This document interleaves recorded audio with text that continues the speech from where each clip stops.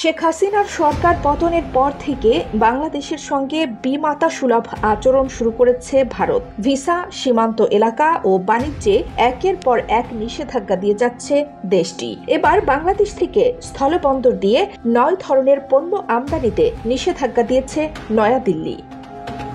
স্থলবন্দর দিয়ে ভারতে আমদানি নিষিদ্ধ করা এসব বাংলাদেশি পণ্যের মধ্যে রয়েছে কাঁচা পাট, পাটের রোল, পাটের সুতা ও বিশেষ ধরনের কাপড়। তবে বাংলাদেশ থেকে এসব পণ্য আমদানির ক্ষেত্রে সমুদ্র পথে একটি পথ খোলা রেখেছে ভারত। ভারতের বৈদেশিক বাণিজ্য অধিদপ্তরের বিজ্ঞপ্তি অনুযায়ী সমুদ্র পথে মুম্বাইয়ের নভোসীমা বন্দর দিয়ে এসব বাংলাদেশি পণ্য ভারতে যেতে পারবে।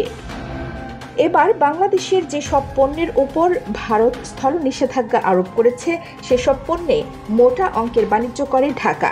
জাতীয় রাজস্ব বোর্ডের তথ্য অনুযায়ী 2023-24 অর্থ বছরে বাংলাদেশ থেকে ভারতে এই 9 ধরনের পণ্য রপ্তানি হয়েছে $14,94,00,000 বা 1,645 কোটি টাকার।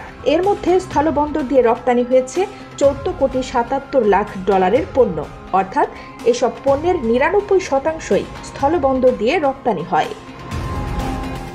এ নিয়ে বাংলাদেশ থেকে পণ্য আমদানিতে 3 মাসে 3 দফায় বিধিনিষেধ আরোপ করল ভারত। এর আগে গত 17 মে স্থলবন্দর দিয়ে ভারতে তৈরি পোশাক, প্রক্রিয়াজাত খাদ্য, প্লাস্টিক, কাঠের আসবাব, সুতা ও সুতার উপজাত, ফল ও ফলের স্বাদযুক্ত পানীয়, কোমল পানীয় প্রভৃতি পণ্য আমদানিতে বিধিনিষেধ দিয়েছিল।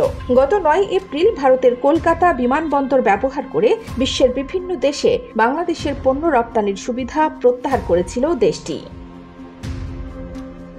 তবে শুক্রবারের ঘোষণা অনুযায়ী বাংলাদেশ থেকে স্থলবন্দর দিয়ে ভারতের মধ্য দিয়ে নেপাল ও ভুটানে এই 9 ধরনের পণ্য রপ্তানিতে কোনো বিধিনিষেধ নেই। কানিজ ফাতেমা, নিপা, খবর সংযোগ।